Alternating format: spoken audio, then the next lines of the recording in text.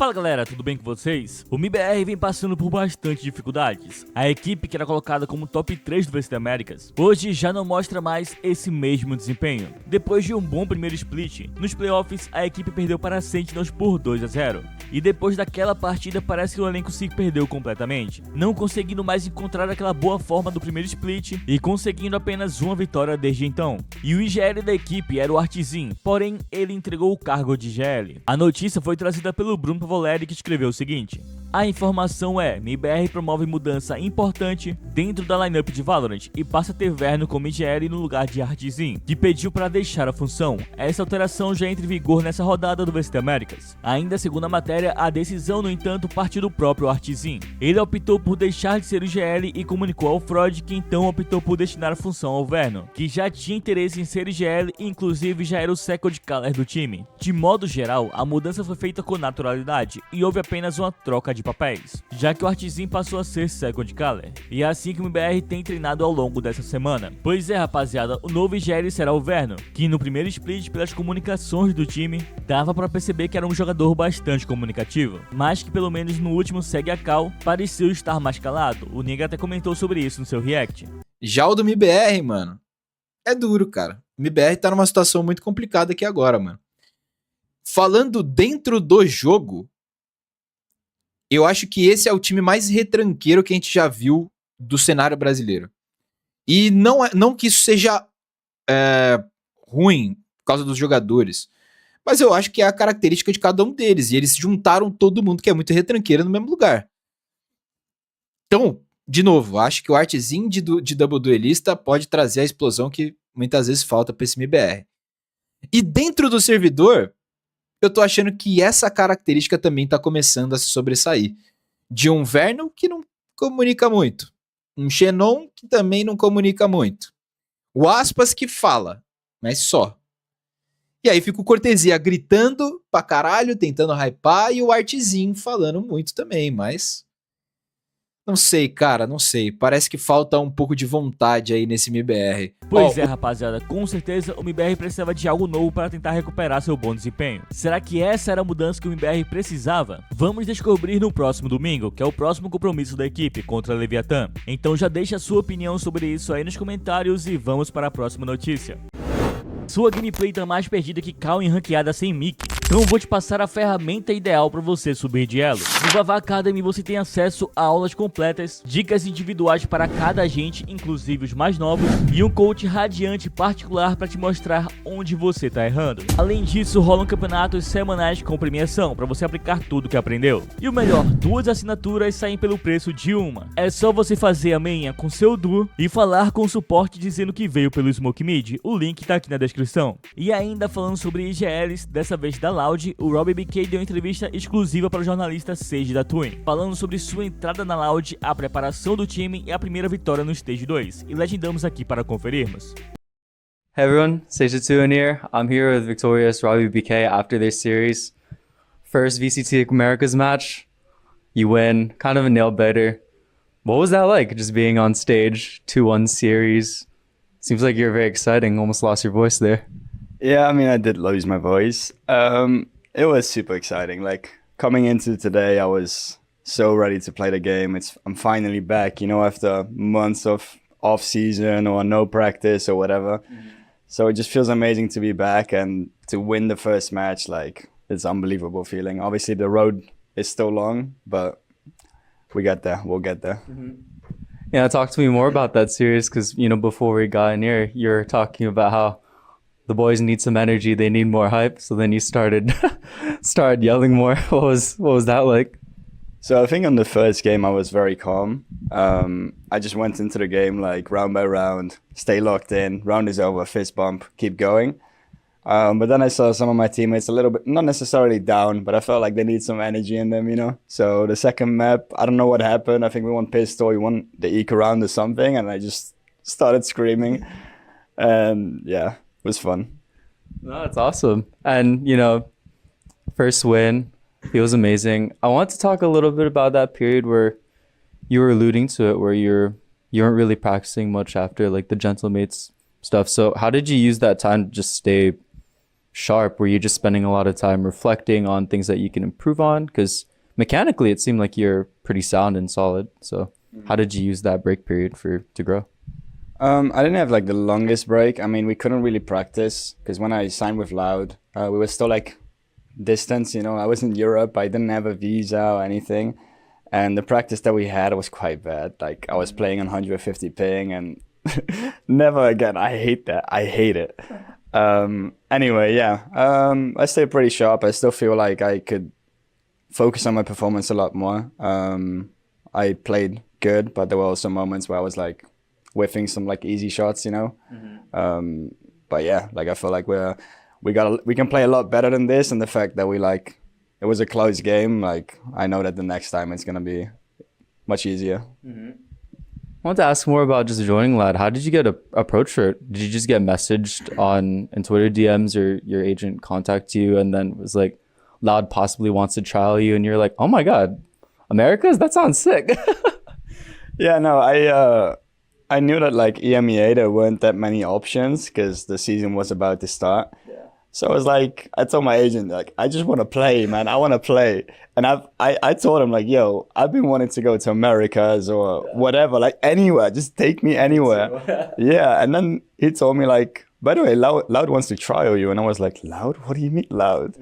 And yeah, I just put everything I had into this tryout. I prepared so much. I spent so many nights like preparing like value plans and theory. And then I get into the team and yeah, we did a few tryouts here and there, and now I'm here, so let's go. Let's go. Get loud. Go loud. Oh, yeah.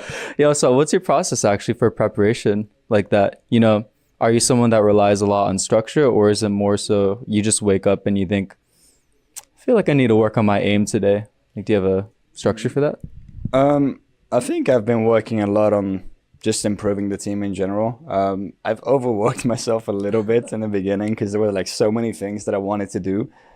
But yeah, I work a lot on theory of the game, trying to get the boys on the same page. And I think the last week, I started doing a little bit more like individual performance stuff, but I should have done it 2 weeks ago, man. Whatever, it's fine. I also wanted to ask you about, I saw an interview that you did with like Nando for like Game Arena, and you're talking about how you were honest where you're talking about how the adjustment to tier 1 was a bit difficult for you at first. I guess when you look back at that, what do you feel like was the biggest troubles about adjusting from the tier 2 level to tier 1? What was the biggest thing that you noticed? I think it's just a completely different world. Like, you're not practicing from home anymore. You're practicing as a team together in the same place. You're far away from your family, and the pressure and the stakes are a lot higher. Like, you know that if you have a bad season, you might get benched or whatever. So the pressure was just a lot higher. And in the beginning, on my previous team, it was a bit hard for me to handle it. But now it's like, I know what it's like. So I instantly got accustomed. And now, like since day one, since I came in LA, I've just been a happy guy, you know, and I'm just enjoying everything. No, it seems like it. You haven't been stopping smiling ever since you got in here. Just enjoying the moment. Yeah, you know what's funny actually when you talk about the adjustment into Loud is, I guess for people that wouldn't know, you played on Portugal Tempest before, where there was you're playing with Portuguese teammates, so it's not too different if someone says Portuguese Portuguese language every now and then. Do you know, like, did you pick up some of the words back when you're on Tempest before? Yeah, so I speak Italian. And some of the words are a little bit similar. So I tell the boys, like, they're allowed to speak in Portuguese when they're on their own bomb sites, or if they're playing together without me, or if I'm not alive or whatever. But to be honest, for example, today, I feel like they got too comfortable and they were talking so much Portuguese. And I had to keep telling them, like, boys, English, please. I'm still alive. But I understand. Like, when they say, like, left, right, fight this, go back, like, these kind of words, like, I understand them. Mm-hmm. Yeah, I wanted to also touch upon some things that I found out when I watched an interview that you did back at Portugal Tempest with Haza JC. And you were talking about how, let's go with the more fun one first. So you talked about how you'd done football, but then for 1 year you did MMA fighting. You did one fight, but you didn't really talk about how that one fight went. So talk to me about your MMA experience and how did that fight go?